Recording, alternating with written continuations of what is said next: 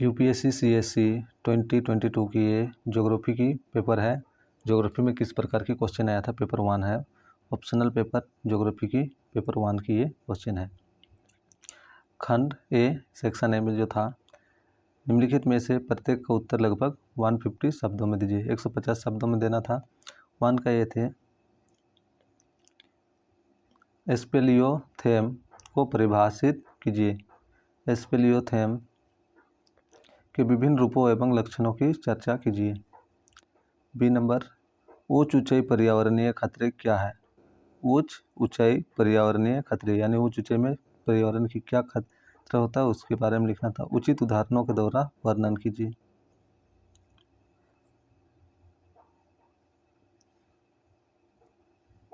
सी number, प्रदूषण गुंबद क्या है, इसके निर्माण एवं प्रभावों की चर्चा कीजिए।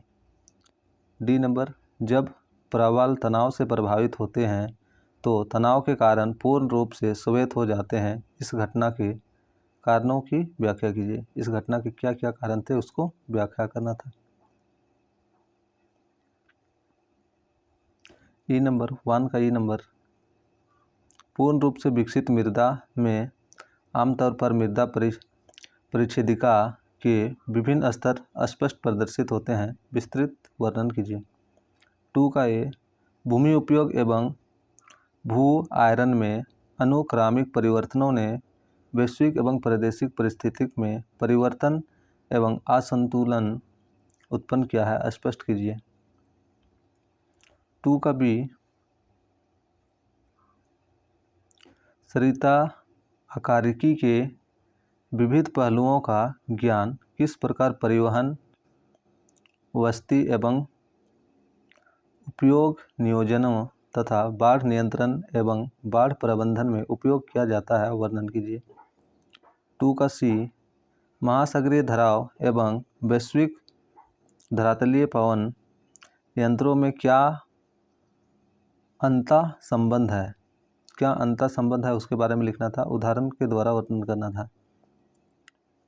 वर्णन कीजिए कि किस प्रकार उत्तरी गोलार्ध के जलधारा पूर्ण उत्तरी गोलार्ध के जलधारा घूर्णन दक्षिणी गोलार्ध के जलधारा घूर्णन से पृथक है। उत्तरी गोलार्ध का जो जलधारा है वो दक्षिणी धारा के गोलधारा से किस प्रकार अंतर है, उसका मुख्य अंतर क्या क्या है, उसमें किससे पृथक करता है उसके बारे में लिखना था। 3 का ए, पादप एवं जंतु जो एक विशिष्ट पारिस्थितिक तंत्र में रहते हैं वे अपने को उस प्राकृतिक वास एवं पर्यावरणीय दशाओं से समाकुलन करने में सफल हो चुके हैं। उचित उदाहरणों द्वारा स्पष्ट कीजिए।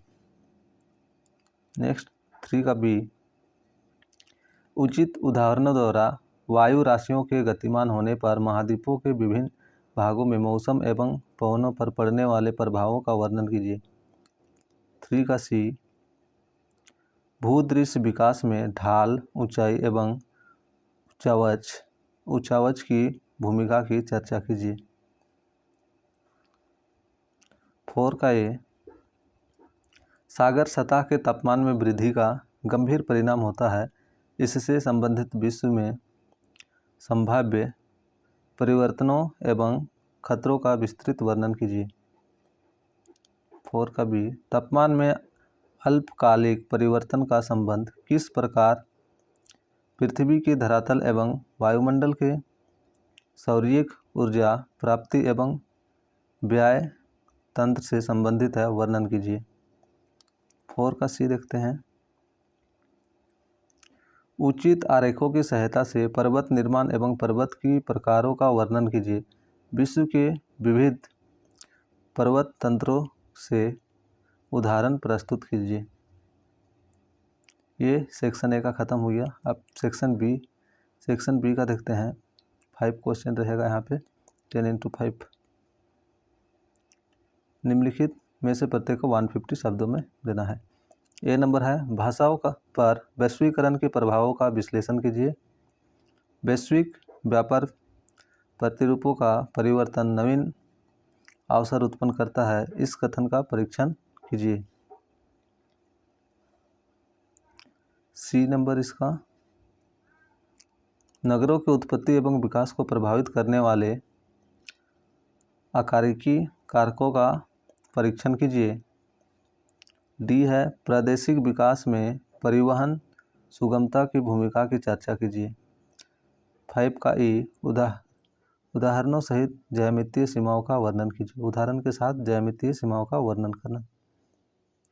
6 नंबर, संस्कृति एक गतिशील संकल्पना है, उदाहरणों द्वारा विस्तृत व्याख्या कीजिए। 20 मार्क का था। स्वचालन तीव्र गति से श्रमिक अर्थव्यवस्थाओं को परिवर्तित कर रहा है तथा व्यापार प्रतिरूप को व्यापक पैमाने पर प्रभावित करेगा, स्पष्ट कीजिए। 6 का सी, अति भीड़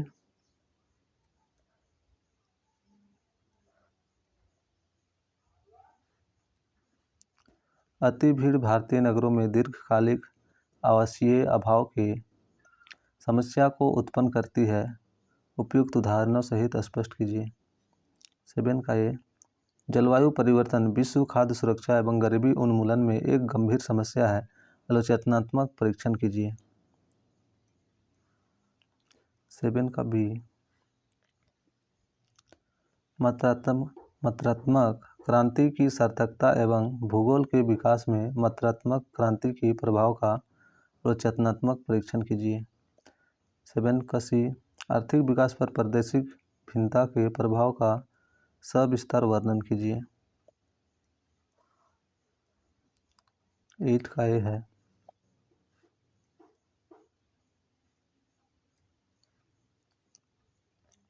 अभिकर्ष एवं धक्का के कार्य किस प्रकार प्रवास को प्रभावित करते हैं, नवीन बस्ती प्रतिरूपों को समझने में उपयुक्त कारक किस प्रकार की भूमिका प्रस्तुत करते हैं। 8 का भी, वर्तमान विश्व में वन ध्वनन के कृषि स्थान सिद्धांत की प्रासंगिकता एवं प्रयोज्यता की व्याख्या कीजिए। 8 का सी,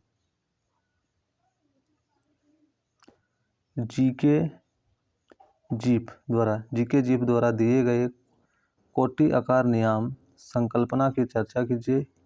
क्या यह नियम भारतीय संदर्भ में प्रासंगिक है? तो ये क्या हुआ, ज्योग्राफी का ऑप्शनल पेपर 1 ये था। इसके बाद हम पेपर 1 देखने के बाद क्या होंगे, नेक्स्ट वीडियो में पेपर 2 देखेंगे। अगर यदि इसका PDF चाहिए तो कमेंट बॉक्स में कमेंट कीजिए, तब मैं क्या करूँगा, इसका जो PDF मैं टेलीग्राम चैनल में अपलोड कर दूंगा। तो चलिए फिर नेक्स्ट वीडियो में इसका पेपर 2 के साथ मिलते हैं।